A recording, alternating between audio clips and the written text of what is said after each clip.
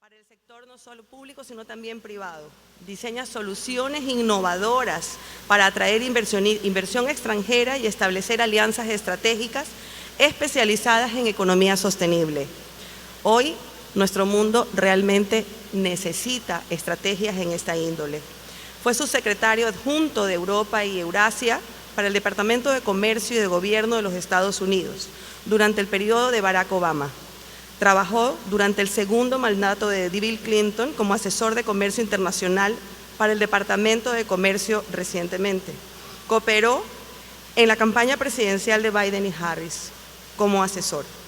Ha sido nombrado uno de los 100 líderes hispanos más influyentes en la lucha del cambio climático, así como uno de los top 100 directivos y líderes disruptivos en el 2021. Hoy nos acompaña para darnos una gran oportunidad de negocio y construir un mundo mejor y más equitativo. Lo invito al asesor y al estratega Juan Verde. Muchas gracias. Muy buenas tardes a todos. Muchísimas gracias por estar aquí. Para mí es un verdadero placer que me hayan invitado a esta maravillosa ciudad de Guayaquil y volver a ver antiguos amigos y gente querida en este gran país. Gracias a los organizadores de este magnífico espacio, la verdad que tengo que felicitarlos. Se ha creado un espacio de reflexión estratégica, de encuentro de personas y expertos para compartir conocimientos no solo con la ciudadanía, sino también con todas las personas que nos siguen online a nivel mundial. O sea que muchísimas gracias. Para mí es un verdadero placer estar aquí y en parte tengo que contarles una anécdota. Tengo ahí un buen amigo de Boston y me vino a ver antes y venía con su hija y se quedó pensando, me dijo, te quiero presentar a mi hija y me dice, te presento a Juan Verde que viene a hablar sobre economía verde en los premios verdes. Y la niña se me quedó mirando y me dijo, pero ¿cuál es su verdadero nombre? O sea, pensó que era un nombre comercial. Lo digo como anécdota, pero lo cierto es que en este momento de la historia no hay nada más importante que hablar de la sustentabilidad. No hay nada más importante que hablar de, en este momento, esta encrucijada histórica, hablar de competitividad. Yo no vengo a hablar desde un punto de vista ético y moral sobre la importancia de salvar el planeta. Yo vengo a hablar desde un punto de vista económico sobre el porqué para los empresarios, para los emprendedores, para los gobiernos, hoy, más que nunca es absolutamente necesario apostar por una economía de bajas emisiones, una economía que sea más resiliente, una economía que sea más competitiva, una economía que sea más sustentable. Porque ser sustentable no significa solo y exclusivamente pensar en el medio ambiente. El presidente Barack Obama tiene una frase que yo creo que lo capta todo. Él dice, si quieres convencer a una compañía de que sea sustentable, dile y pregúntale si acaso no es mejor ganar mucho dinero durante mucho tiempo y cambiar esa visión cortoplacista de ganar mucho dinero durante poco tiempo, porque eso no es sustentable. Así que yo hoy vengo a hablar de oportunidades, vengo a hablar específicamente de por qué estamos ante una encrucijada histórica.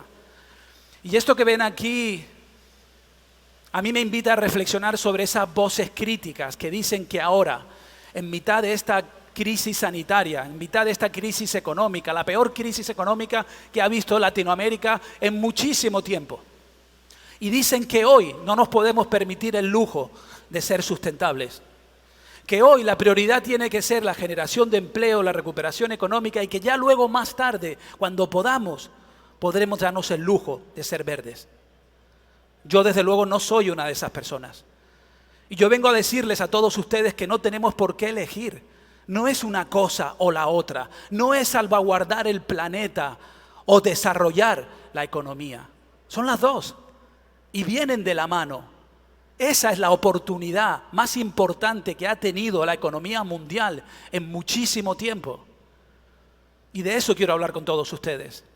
A esas personas que critican el momento de ser sustentable y responsable, les diría una cosa, que al ver esto no entienden el concepto del equilibrio.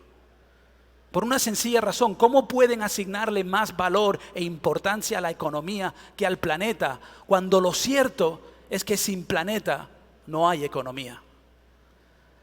La conclusión es que son las dos. Yo tengo 3 conclusiones que quiero compartir con todos ustedes. En primer lugar, para mí la más importante, que el cambio climático no solo es real y la mayor y más grave amenaza para el ser humano en el planeta y para la economía mundial, sino que además tenemos que escuchar a la aplastante evidencia científica que nos lo están diciendo una y otra vez. En segundo lugar, que el mundo, y esta es la buena noticia quizás, está ya inmerso en una verdadera transición hacia un modelo económico distinto que va a ser mucho más sustentable, mucho más justo y equitativo, pero sobre todo va a ser un modelo económico de bajas emisiones que apuesta por salvar el futuro. Y en tercer lugar, que los planes de recuperación económica actuales en Latinoamérica y a nivel mundial representan una gran oportunidad, porque nos van a permitir hacer un reset, o sea, un reinicio y apostar por un modelo económico mucho más distinto, de más oportunidades, más justo y más equitativo. Y no vengo a hablar de algo optimista, teórico o hipotético. Vengo a hablar de la realidad, porque lo que quiero compartir con ustedes son cifras, estadísticas y datos que así lo demuestran. Veamos la primera de estas ideas. Para mí, esta es la clave de entender no la pandemia, sino la grave amenaza que se avecina. Miren, la Organización Mundial de la Salud en el año 1999 emitió un informe sumamente importante que le envió a todos los jefes de estados de todos los países del mundo. Y ese informe tenía 3 conclusiones en el año 1999. En primer lugar, decía que de forma inevitable se avecinaba una grave crisis sanitaria, una pandemia. No sabían cuándo, pero era inevitable. En segundo lugar, que no estábamos preparados. Y en tercer lugar, que teníamos que empezar a colaborar, a cooperar y prepararnos para esa inevitable pandemia. Y aquí estamos todos, y a todos nos pilló por sorpresa. ¿Qué hubiese pasado si hubiésemos escuchado a los científicos? ¿Qué hubiese pasado si hubiésemos estado mejor y más preparados ante lo que parecía era inevitable según la aplastante evidencia científica? ¿Por qué no aplicar esa forma de pensar al cambio climático? Porque la comunidad científica no lleva 20 años avisándonos de que viene el lobo. Llevan 45 años diciéndonos una y otra vez que el cambio climático no solo es real, sino es la mano del hombre la que está acelerando el proceso. La comunidad científica nos está diciendo una y otra vez que tenemos que estar mejor preparados ante esta catástrofe medioambiental que se avecina y que ya está aquí entre todos nosotros. Miren, yo espero que ninguno de ustedes jamás tenga un familiar enfermo, pero si llegase a ocurrir, ustedes probablemente buscarían una segunda opinión médica. En el caso de la comunidad internacional no hemos buscado 1, ni 2, ni 3 opiniones sobre el cambio climático. El IPCC es el panel intergubernamental de las Naciones Unidas que está compuesto por más de 3.000 científicos identificados y seleccionados de forma independiente por sus colegas procedentes de más de 170 países y han llegado a la conclusión con un 98% de probabilidades que el cambio climático es real y que es la mayor y más grave amenaza a la estabilidad económica mundial. ¿Qué más queremos? ¿Por qué no estamos reaccionando a lo que va a ser un gran impacto a nuestras economías, que va a tener mucho que ver con el desarrollo económico, la generación de empleo o la actividad económica de nuestro país y de esta región en particular? Miren, yo no le quiero quitar importancia en absoluto al COVID, sobre todo para esos 6 millones de personas que han muerto y las familias que han tenido que sufrir terriblemente sus pérdidas. Pero tenemos que ser reales y pragmáticos y entender lo que significa la grave amenaza del cambio climático. El Banco Mundial calcula que el cambio climático genera al año aproximadamente 7 millones de muertes prematuras por la contaminación, por las catástrofes medioambientales, etcétera, etcétera. 7 millones de personas que mueren todos los años y el COVID ha matado a 6 millones en 2 años y medio. Según el mismo informe del Banco Mundial, de cara al año 2030, El cambio climático llevará a más de 100 millones de personas a la pobreza extrema. Y según el mismo informe del cambio climático, se pueden esperar este año, en el 2022, 19 millones de refugiados climáticos. La grave amenaza es el cambio climático para nuestra estabilidad, para nuestra competitividad de cara al futuro. Miren, esto que ven aquí es un informe que publica el Foro Económico Mundial, que está compuesto por los grandes economistas del mundo entero y se reúnen una vez al año para identificar cuáles serán esos grandes riesgos a los que se enfrenta la economía mundial de cara al futuro. De los 10 graves y más grandes peligros a los que se enfrenta la humanidad, 5, la mitad, tienen todo que ver con el cambio climático. Las grandes catástrofes medioambientales, por supuesto la pérdida de biodiversidad, la gestión del agua, las catástrofes causadas por el ser humano ante el cambio climático. ¿Qué más queremos? Porque esto nos está saliendo muy caro. Este gráfico que ven aquí es cuáles han sido a lo largo del tiempo el aumento del costo que nos cuesta el cambio climático. Y miren lo que ha pasado año tras año. El huracán Katrina representó más de 200.000 millones de dólares, que fue dinero que no fue al desarrollo social, que no fue a la generación de empleo, que no fue a ayudar a las personas que lo necesitan. Fueron pérdidas causadas por el medio ambiente porque no estábamos preparados. Pero es que desde ese entonces solo ha ido a peor. Se calcula que en el año 2022 nos va a costar el cambio climático al día 300 millones de dólares, todos los días del mundo. Para el año 2022 probablemente lleguemos a 400.000 millones de dólares de pérdidas económicas para la economía mundial. El cambio climático es, sin lugar a dudas, la grave amenaza para la economía mundial. Tenemos que estar preparados, tenemos que escuchar a la comunidad científica, tenemos que escuchar a las personas que saben más que nosotros, porque de no hacerlo es enfrentarnos a un futuro incierto y a una falta de competitividad y desarrollo económico en la sociedad. Esa es la mala noticia, pero la buena noticia es que ya estamos en ese camino, irreversible. Es un tema de velocidad, no de dirección. El mundo va hacia una economía verde de bajas emisiones. Lo sabemos. Yo tenía un profesor en la Universidad de Harvard que decía que si quieres identificar o diferenciar lo que es una moda pasajera en términos económicos de lo que es una realidad inevitable, con total y absoluta certeza, lo más fácil es hacer un análisis de hacia dónde va el dinero. Él lo llamaba la teoría del follow the money. Y nos explicaba cómo a lo largo de la historia, cuando hay grandes flujos de capital que se mueven de un lado a otro, la historia es casi inevitable siempre. Veamos hacia dónde va el dinero.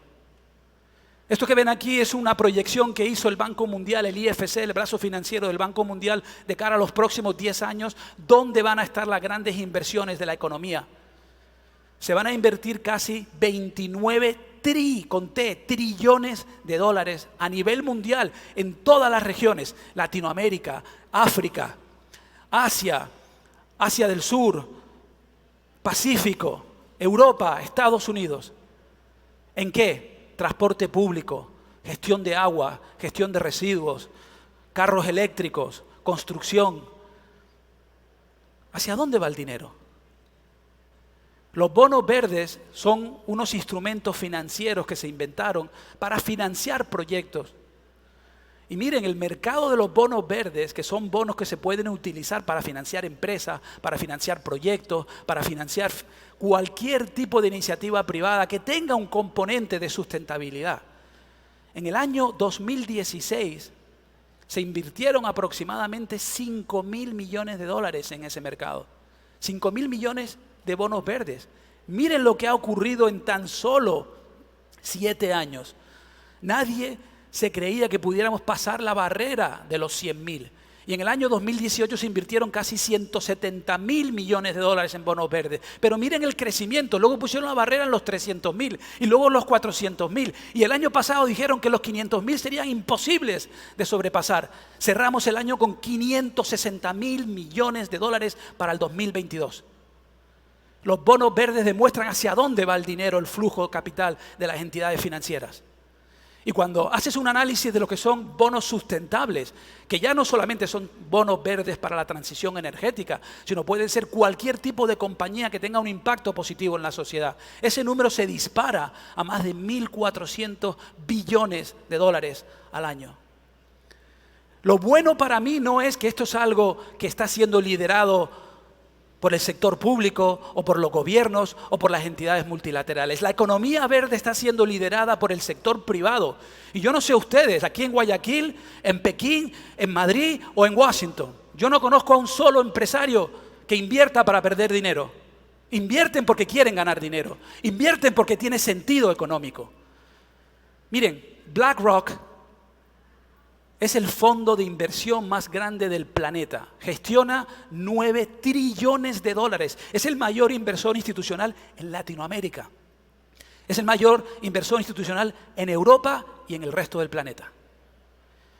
2 meses antes de la pandemia, Larry Fink, el CEO del fondo de inversión más grande del mundo, dijo, y desde entonces lo ha hecho, que iban a desinvertir en todos sus activos, participaciones y empresas que no tuvieran un impacto positivo en el medio ambiente y la sociedad. Dijeron que estaba loco, dijeron que eso era una locura. Él reconoce que no lo hizo por motivos filantrópicos o éticos o morales, lo hizo porque se dieron cuenta que se estaban equivocando apostando por un modelo económico del siglo anterior, cuando el modelo económico competitivo es la tecnología, es la innovación, es la disrupción, es el capital humano, es el conocimiento. Y la economía verde se basa en todos esos elementos. Desde entonces son ya 44 fondos de los más importantes del mundo que han aplicado esa misma filosofía de invertir, de hacer el bien y que les vaya bien. Y no son términos que están opuestos el uno al otro, van de la mano. Las entidades financieras, los bancos.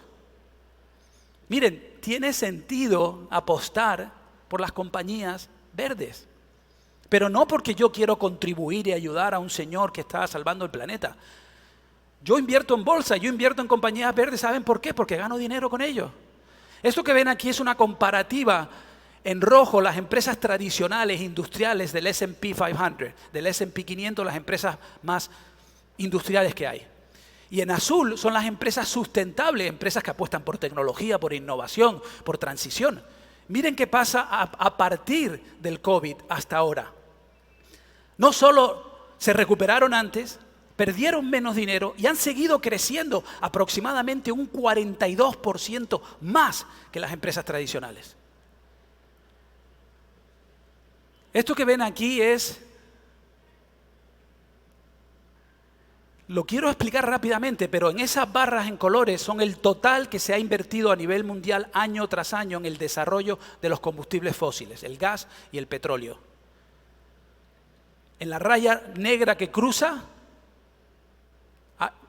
aquí, eso es lo que se ha invertido en negro en el desarrollo de los combustibles fósiles. Y en las barras de colores es lo que se ha invertido año tras año en energías renovables. Y a partir del año 2009 hasta ahora, llevamos 12 años invirtiendo exponencialmente más en combustibles limpios, renovables, eólicos, fotovoltaicos y solares, mucho, mucho más que en los combustibles fósiles tradicionales. Los carros eléctricos. Miren, el año pasado se vendieron aproximadamente 3 millones de vehículos eléctricos. En el año 2016, hace nada, 6 años, se vendió 1 millón de carros eléctricos en todo el mundo. Este año se van a vender 26 millones de carros eléctricos en todo el mundo. Pasamos de 4 millones a 26 millones. Pero ¿saben qué? Según la industria automovilística, de cara al año 2040, a la vuelta de la esquina, cuando mi hija sea mayor de edad, el 70% de todos los vehículos que se vendan ese año van a ser carros eléctricos. Esto no es el futuro, es el presente. Un país, Noruega, para el año 2025, dentro de 3 años, Todos los vehículos van a ser eléctricos o de bajas emisiones y se prohíbe por completo la venta de cualquier carro de combustión tradicional. Esto está pasando ya en el mundo. Estamos hablando de que vamos a pasar del 65% de todos los coches vendidos en el mundo para el año 2036. Estamos ante una nueva revolución energética. Tardamos miles de años en consumir la energía de los árboles, la madera. Era lo que utilizábamos para calentarnos y utilizábamos para cualquier tipo de emisión de energía. Hasta que llega el carbón con el nacimiento de la revolución industrial. Y el carbón ha durado aproximadamente 140 años, porque para el año 2040 se estima que ya desaparece por completo la utilización del carbón. ¿Y dónde nos pone eso? Nos ponen en una nueva era energética de combustibles limpios y renovables. En el año 1950, menos del 1% de la energía era limpia. Hoy es aproximadamente el 26%, y para el año 2040 será el 40%. Para el año 2050 habrá un cambio total del mix energético mundial, donde actualmente hay un 70% contaminante y un 30% limpio, y vamos a 70% limpio, 30% contaminante en cuestión de una generación. ¿Cuántos jóvenes hay aquí que están pensando dónde quieren trabajar en el futuro? Y los que no son tan jóvenes están pensando dónde van a trabajar sus hijos. Miren, van a trabajar en profesiones que aún no existen, pero que casi con total seguridad tendrán mucho que ver con la economía verde. Esto es un análisis que hace el Instituto Internacional de la Energía hacia dónde va el empleo de cara al futuro. Y miren cuáles son los sectores de mayor crecimiento: infraestructura, energías renovables, electricidad, eficiencia energética, carros eléctricos, bioenergía. ¿Y cuáles son los sectores que pierden empleo? El carbón, el gas y el petróleo. ¿Hacia dónde va el dinero? Yo me atrevería a decir que pensar en la sustentabilidad significa también pensar en competitividad. Aquí o en cualquier parte del mundo, la clave más importante para determinar si una compañía es competitiva a nivel mundial no es el dinero. El dinero te vas al banco y te lo da. No es la tecnología, porque te vas a una empresa y le compras la tecnología. La clave de la competitividad son ustedes, es el capital humano, es la propiedad intelectual. ¿Qué quiere la fuerza laboral de este mundo? Miren, el 67% de los jóvenes entre 16 y 24 años creen que es sumamente importante la reputación de la empresa en la que voy a trabajar para yo decidir si quiero ir a trabajar en esa compañía o no. Casi el 70% de los jóvenes. Y luego a medida que van subiendo en edades, pero te podría decir que entre 16 y 45, más del 50% de los empleados creen que la sustentabilidad es un tema importante y quieren creer en los valores de la compañía.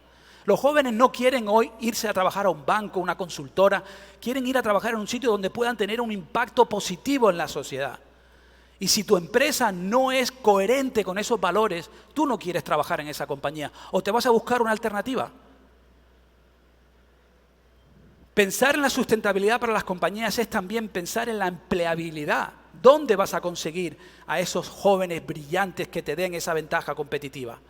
Los vas a encontrar entre las personas que creen que la sostenibilidad es importante.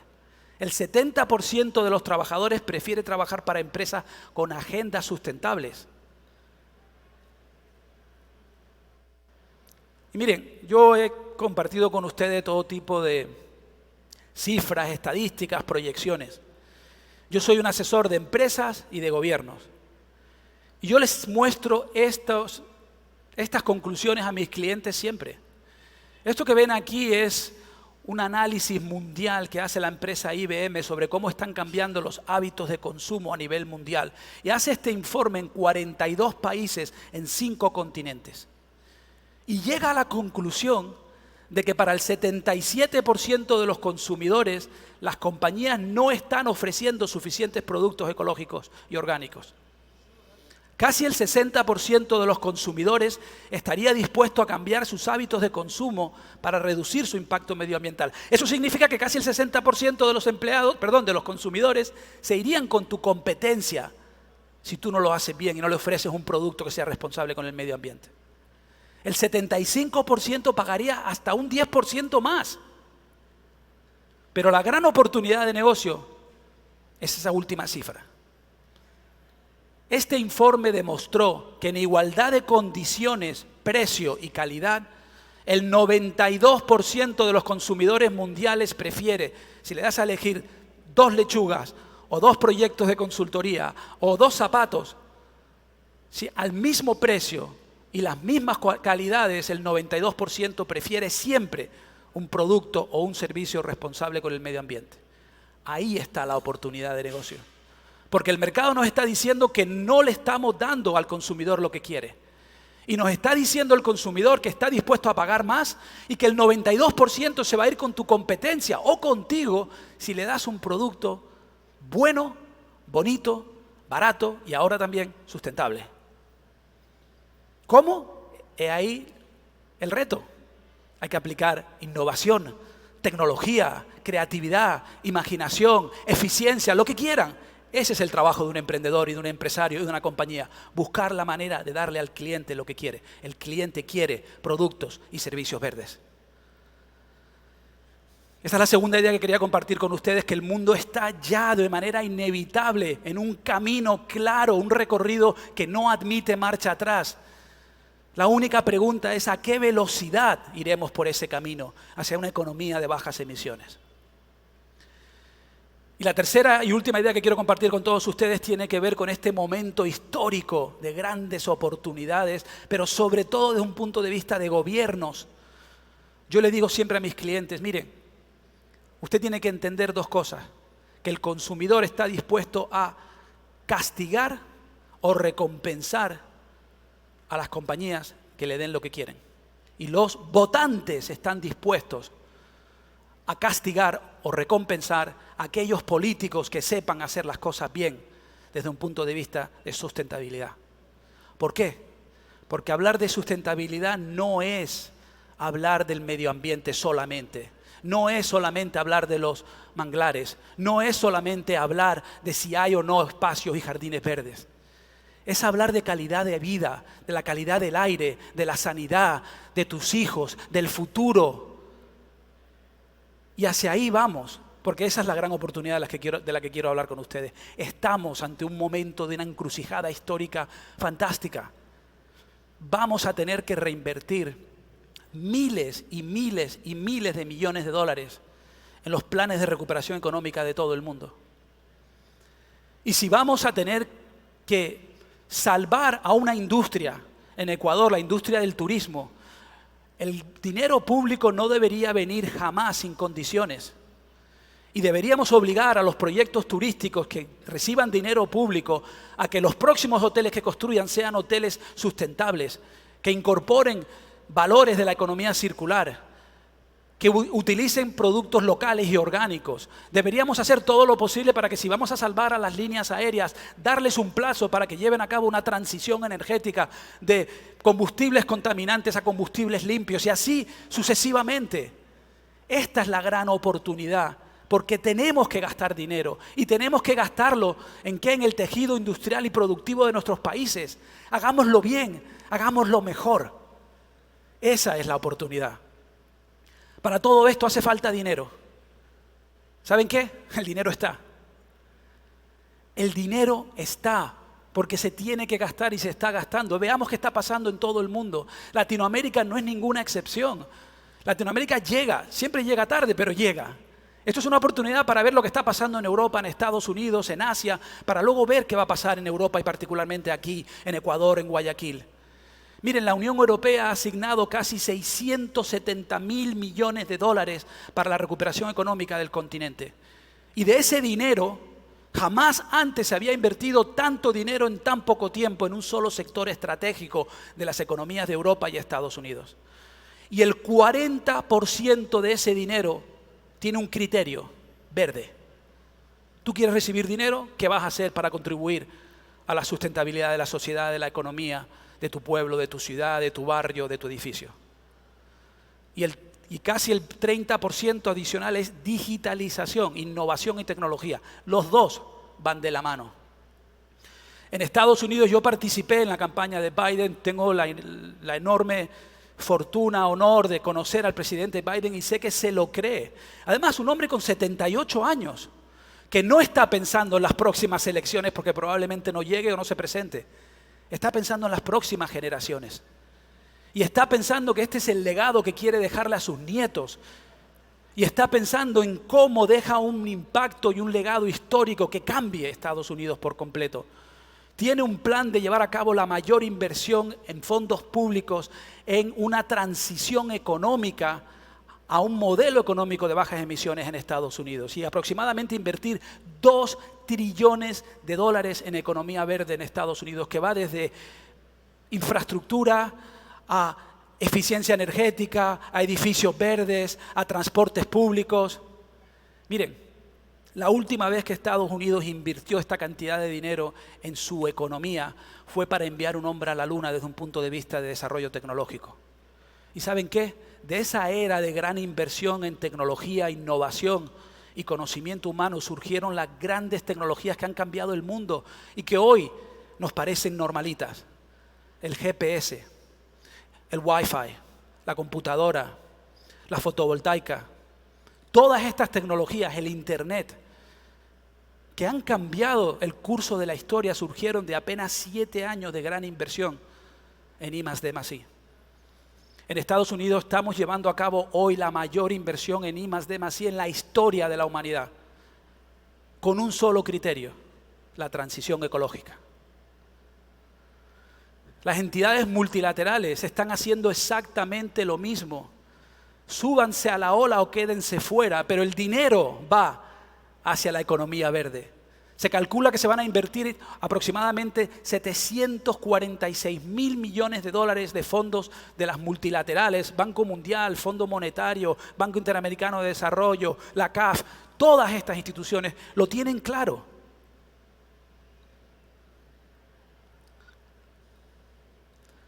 Y ahora está pasando algo que nos puede llamar la atención y es la guerra de Ucrania.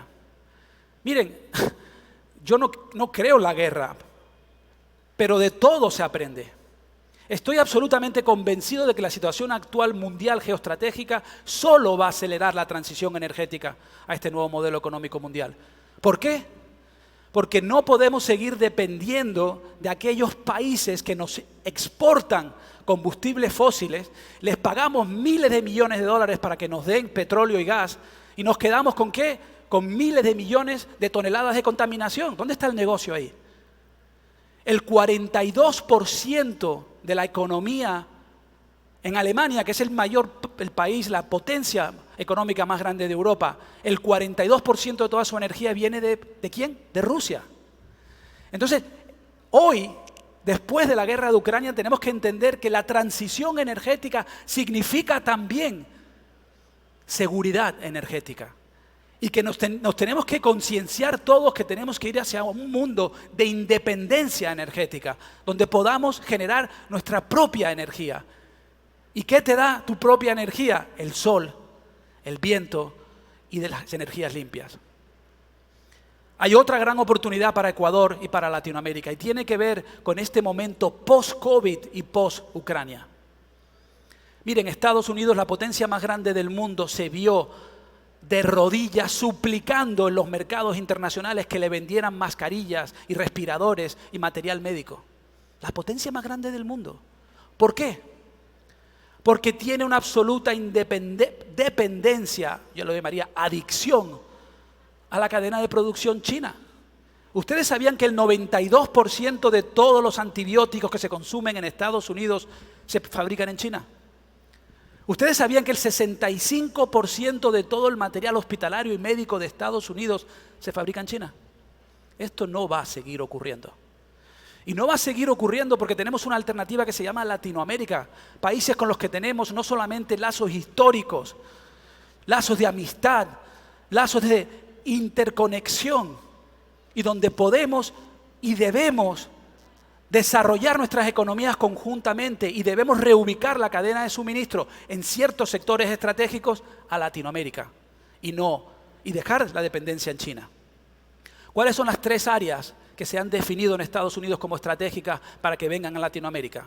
En primer lugar, la parte médica, farmacéutica, antibióticos, penicilina, morfina, vacunas, medicamentos. O sea, ya en Estados Unidos no se van a poder fabricar porque la mano de obra es demasiado cara. Pero tiene más sentido fabricar en Ecuador, fabricar en Colombia, fabricar en cualquier otro país de Latinoamérica, donde la distancia incluso es más corta que Asia, y aunque paguemos un poquito más, estamos contribuyendo al desarrollo económico de esta región. Y estamos uniendo nuestros destinos el uno al otro. En segundo lugar, la seguridad alimentaria. El 32% de todos los fertilizantes de Estados Unidos se fabrican en China y se deberían fabricar en Latinoamérica. Agroquímicos, fertilizantes, alimentos. Y por último, los minerales críticos. Esta revolución verde no se lleva a cabo si los materiales como el silicio, como el cobre, el cobalto, el níquel, todas estas materias primas críticas y estratégicas para el desarrollo de la revolución verde se tienen que dejar de importar de Asia y se tienen que desarrollar e importar aquí, en Latinoamérica. Un ejemplo de la oportunidad. Uno de los sectores de mayor crecimiento de cara al futuro son los biocombustibles, que son gasolinas o son combustibles que tienen un componente, o la mayor se hacen de ¿qué? Se hacen del desecho agrícola, se hacen de cualquier tipo de materia orgánica. Miren, el mercado de los biocombustibles entre el año 2000 y 2021 se multiplicó por 11. Miren el crecimiento de la oferta y la demanda. ¿Y por qué les quería mostrar esto? Analicemos ahora a nivel mundial los grandes mercados de biocombustibles. Todos los mercados tienen más demanda que oferta. En otras palabras, necesitan más del que tienen. La única región que tiene más del que necesita es Latinoamérica. Latinoamérica tendría que estar pensando, y Ecuador en particular, en diversificar su economía y apostar, por ejemplo, por el biodiesel, los biocombustibles, que te permiten desarrollar de manera agrícola y natural parte de tu economía para exportar al mundo entero, además del petróleo de Ecuador, además del gas, pero diversificar la economía hacia una transición energética que apueste por la innovación, por la tecnología y por el futuro. Miren, esto que voy a decir aquí ahora para ir concluyendo no es en absoluto un comentario político. Me da igual si esto lo hace la derecha que la izquierda, pero lo cierto, yo, como consultor político y me dedico a esto, les puedo decir que el mundo va hacia una mayor inversión en todo lo social. Yo no me imagino ningún partido político en las próximas elecciones, ni en Ecuador, ni en Estados Unidos, ni en ninguna parte del mundo diciendo que su gran proyecto político es reducir el coste, reducir el presupuesto de la salud, o reducir el presupuesto de los parques y jardines, o reducir el presupuesto de la calidad de vida de los ciudadanos. Si algo nos enseñó la pandemia es que necesitamos más, no menos verde. Y que queremos que nuestros hijos vivan en ciudades limpias, como vimos en el workshop anterior. ¿Y por qué digo esto? Porque si vamos a invertir más en lo social, y lo vamos a hacer, ahí la sostenibilidad lo es todo, porque es la calidad del aire, es la calidad de vida de las personas. ¿Y dónde nos lleva todo esto? Nos lleva a un nuevo modelo económico que ya no admite marcha atrás. Lo llaman triple bottom, o el triple balance, y parte de una sencilla y básica noción, y es que ya no tiene sentido solo y exclusivamente apostar por la rentabilidad a corto plazo como el único factor determinante a la hora de invertir en una compañía, en una empresa o en unas acciones, porque eso es cortoplacista por definición. El nuevo modelo económico que está emergiendo en todo el mundo es un modelo económico que se basa en 3 patas: profit, people, planet. Por supuesto que la rentabilidad de los proyectos y la viabilidad económica siempre va a ser un determinante, pero ya no es el único, ni es en exclusiva. Ahora, como empresarios, tenemos que pensar en la gente. Y la gente son nuestros consumidores, nuestros votantes, nuestros empleados, lo que tú quieras. Pero forman parte de ese ecosistema que también incluye el planeta. Porque no puedes actuar de forma cortoplacista y egoísta y arrasar con todo lo que tienes, no pensando en las próximas generaciones. Eso no es ser ni responsable, ni sustentable, ni competitivo. Vamos hacia un modelo económico que se basa en ese ecosistema más justo, más largoplacista y más competitivo, que se basa en la tecnología, que se basa en la innovación y que se basa en un futuro mucho mejor para todos. Los dejo con esta idea. En la antigua filosofía griega tenían dos palabras para hacer referencia al concepto del tiempo. Uno era cronos, la palabra que todos conocemos. Cronos es el tiempo que se puede medir, el tiempo lineal, un día, un año, un segundo, un minuto. Pero luego tenían una palabra maravillosa que era la palabra kairos. Y para los griegos, el kairos es el momento cuando algo ocurre, todo cambia y ya nada volverá a ser igual. Es el momento de la oportunidad, es el momento disruptivo. La pregunta no es en absoluto si estamos o no ante un momento kairos en la economía mundial. Lo estamos. Aquellos que no lo quieran ver es porque no les interesa económicamente o porque sufren de miopía autoinducida. Estamos ante un momento kairos. La pregunta con la que los quiero dejar a todos ustedes es si seremos capaces de entender como empresarios, como emprendedores, como políticos, como sociedad civil, que esto tiene sentido no solo desde un punto de vista ético y moral, tiene sentido sobre todo desde un punto de vista competitivo, desde un punto de vista económico y tiene sentido sobre todo desde un punto de vista humano de crear un nuevo modelo económico más justo, más equitativo, más competitivo para muchos más, para nosotros y para las nuevas generaciones. Muchas gracias.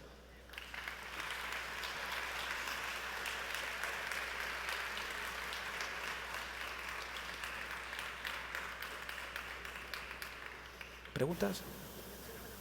¿Sí? Adelante. Pues muchas gracias, Juan.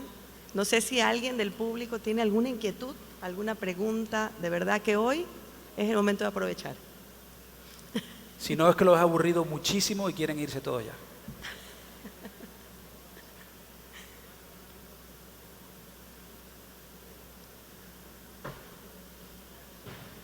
Hola, buenas tardes. Qué gusto, qué buena charla. Muchas gracias. A ver, yo trabajo en Naciones Unidas y estoy muy metida también en lo que son estas cifras, ¿no? Y tú decías que Latinoamérica llega tarde, pero llega. Vi algunas cifras hace poco sobre lo que es justamente la recuperación verde en diferentes países. No recuerdo ahora si en Europa tienes 15, 20%. Está dando, digamos, para la recuperación que viene con condicionalidades verdes. Es un 37%, casi un 40% para ser exactos. Mientras que en América Latina la cifra era un 2%.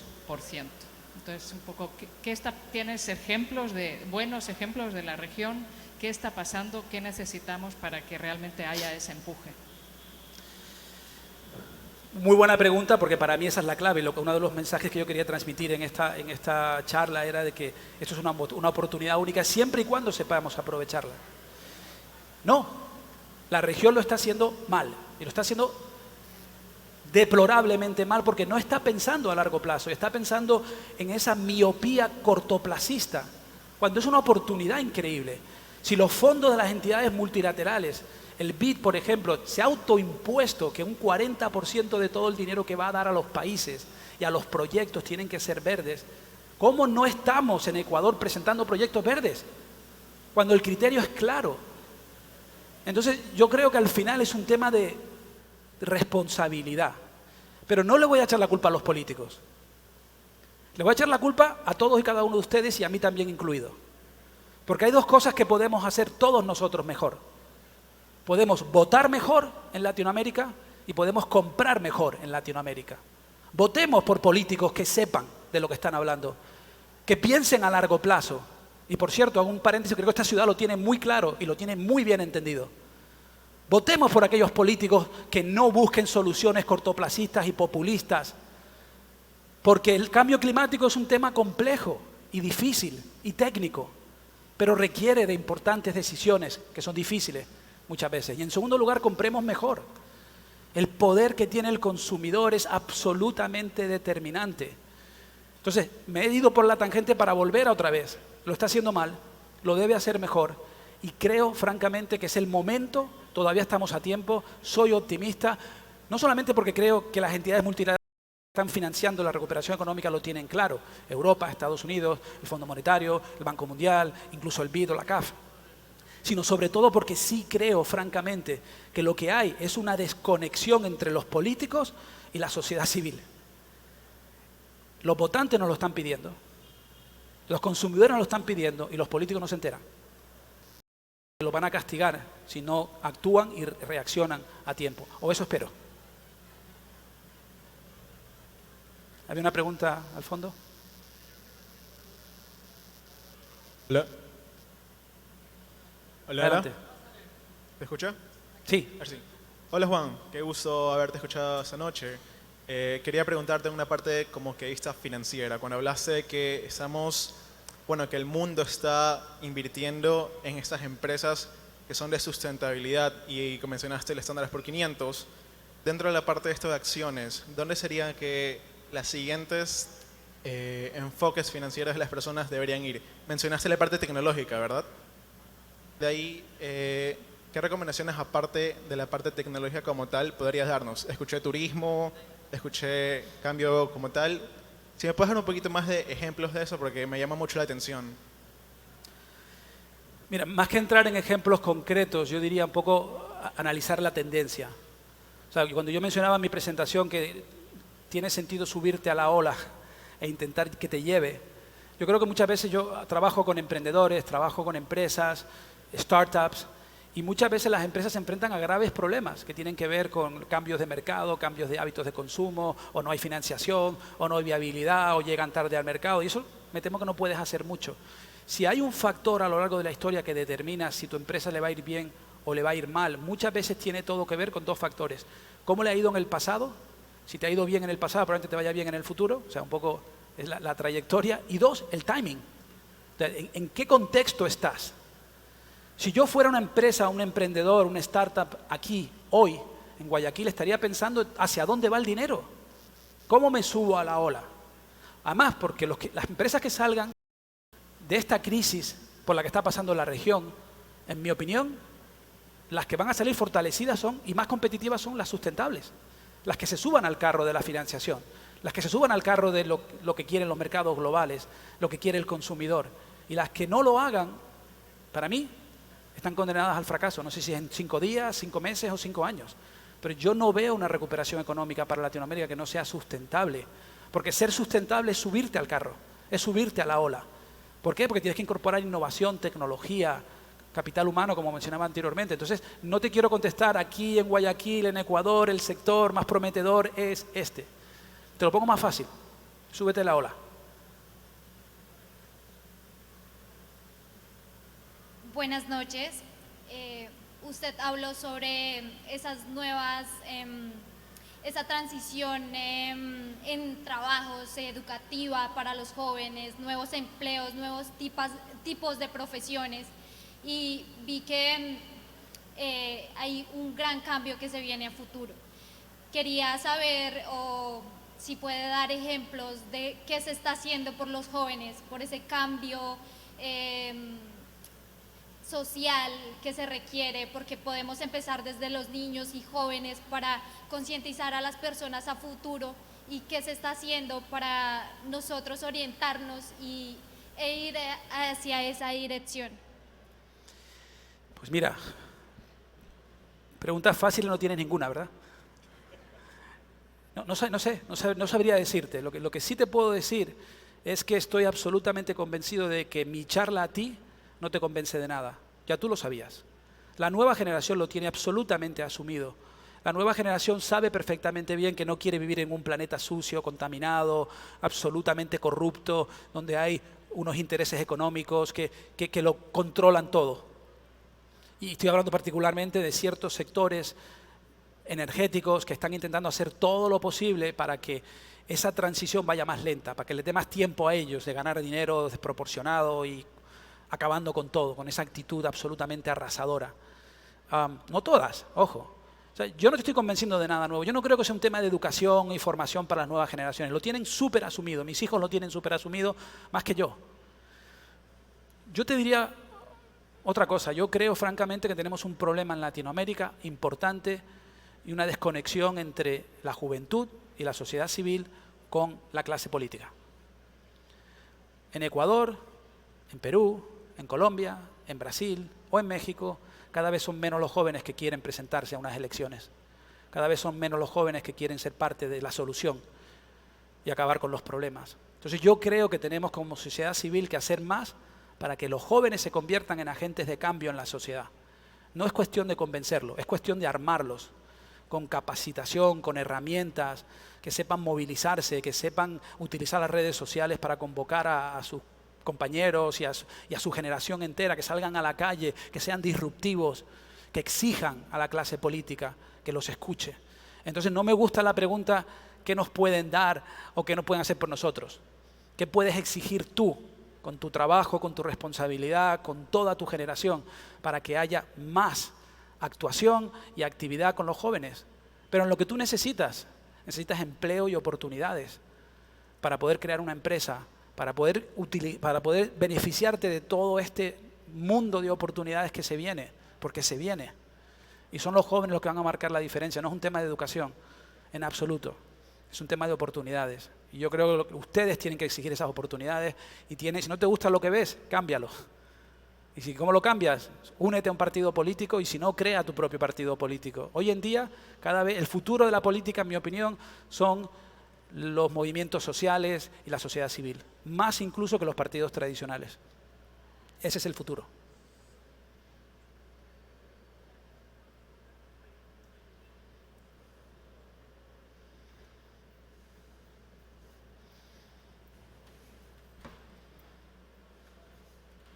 Ahí sí, ya.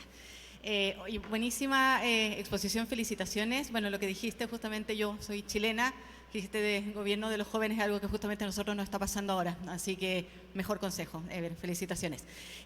Mira, hace unos años atrás el gobierno de Gran Bretaña encargó un estudio, de hecho el Ministerio de Economía del gobierno de Gran Bretaña encargó un estudio que tiene que ver justamente con el valor económico de la biodiversidad, que lo hizo el doctor Gupta, me imagino que tú lo conoces. Sí. Uno de los outputs principales de este estudio fue justamente que mucha de la bonanza de países desarrollados hoy en día, europeos, Estados Unidos, y que se ha invertido justamente en temas de justicia y equidad social ha sido a costa de países subdesarrollados y en vías de desarrollo como son los países latinoamericanos.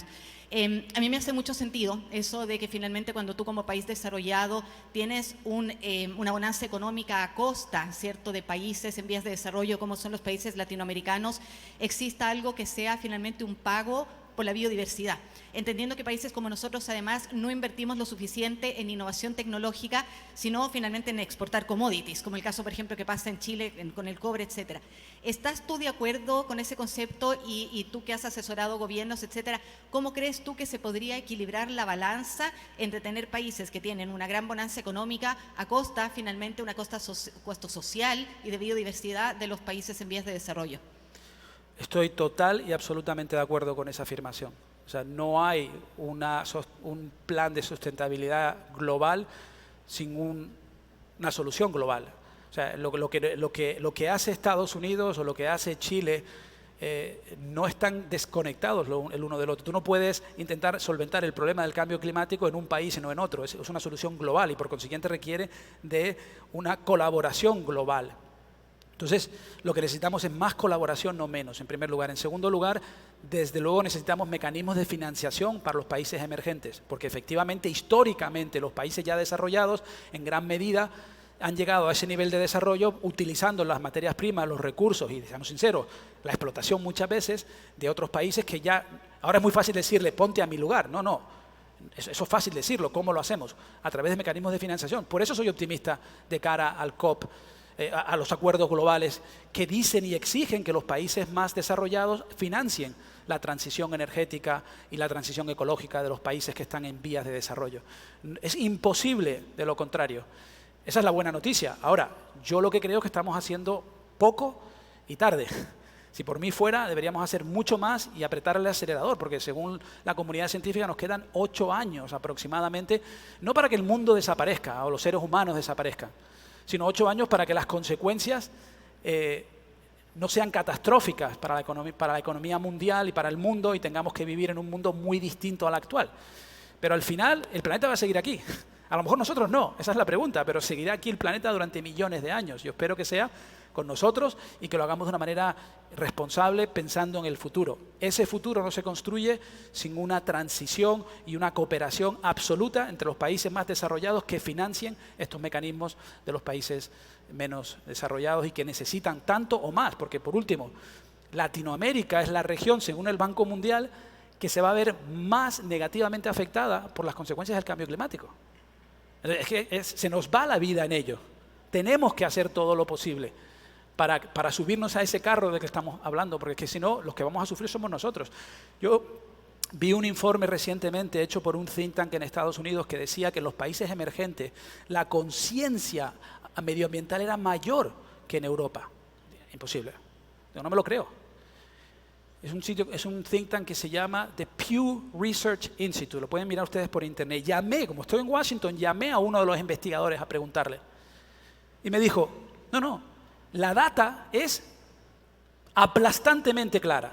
¿Y esto cómo es? Yo digo, mira, mi intuición me dice a mí que si yo soy un pobre campesino en Bangladesh, estoy más preocupado en darle de comer a mis hijos que en el medio ambiente.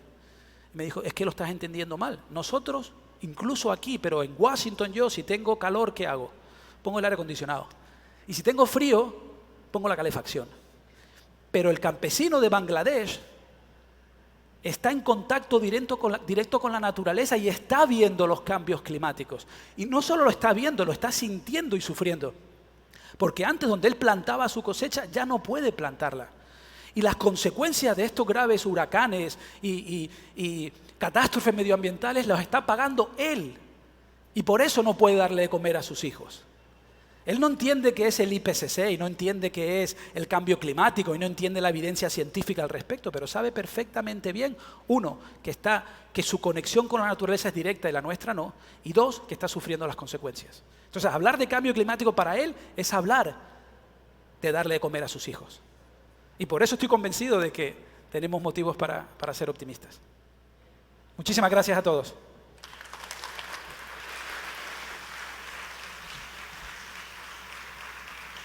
Muchísimas gracias, Juan. Definitivamente nos has dado un mapa de ruta y un consejo grave y listo para actuar.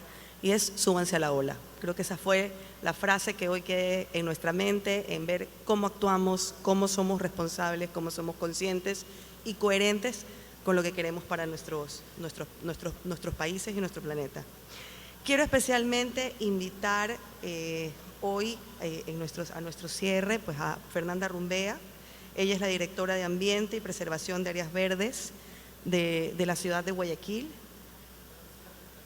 Así que la recibimos con mucho cariño.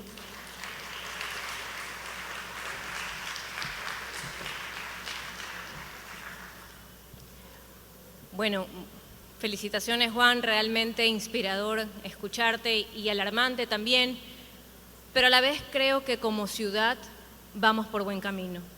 Guayaquil desde hace 9 años apostó por Premios Verdes.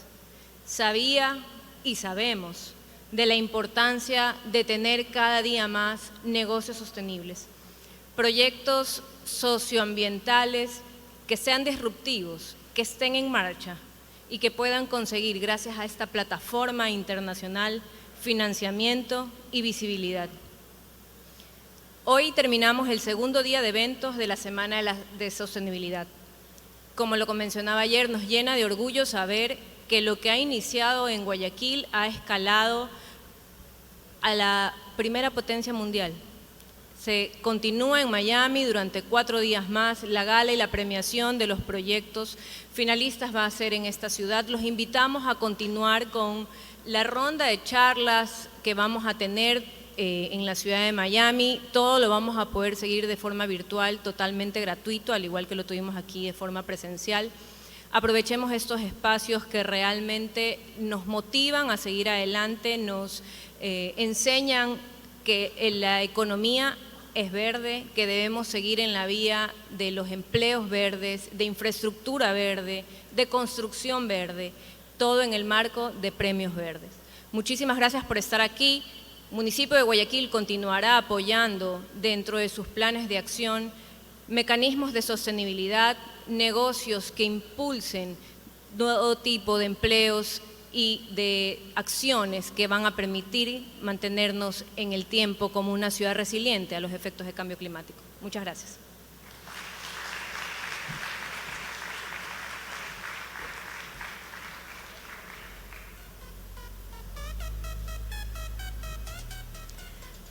Gracias, Fernanda. La verdad es que esto para nosotros nos llena de orgullo que nuestra ciudad haya sido quien patrocine, quien lidere y quien crea en la naturaleza y que crea en un evento que hoy reconoce las mejores iniciativas. Quiero agradecer a todos los que nos han acompañado el día de hoy y especialmente el compromiso de cada uno de los aliados que hacen posible que este evento esté. Gracias a la ciudad de Guayaquil, gracias al Programa de las Naciones Unidas para el Desarrollo, PNUD, gracias también a empresas como PwC, como Kia Southgate, como Urbaceo, como Veolia, que se sumaron a la sostenibilidad y al compromiso de empezar a transformar. Queremos agradecer a Vivanco y Vivanco, nuestro legal partner, a CIFAL como nuestro socio académico y quien ha acompañado a nuestros participantes en módulos y en certificación. Quiero agradecer también a nuestro Logistic Partner, que es DHL, que ese trofeo maravilloso que ustedes ven ahí exhibido es lo que van a recibir nuestros ganadores gracias a su acompañamiento y apoyo. Quiero especialmente agradecer a Algorand, que hoy aporta y transforma justamente ese impulso de nuevos modelos económicos que hoy están haciéndose realidad en el mundo y que hacen realidad también nuestro evento. Muchísimas gracias a todos por acompañarnos. Tenemos que celebrar este cierre de Guayaquil. Nos vamos a Miami, pero vamos a estar conectados a través de nuestra señal de Facebook, así que están cordialmente invitados a que no se pierdan ninguno de estos espacios. Los invito también a celebrar con nosotros. Creo que hoy Guayaquil demostró una vez más que es el punto de encuentro de América Latina, del mundo, y queremos hoy compartir con ustedes un breve brindis y una pequeña sorpresa que viene luego, así que no se vayan. Gracias a todos.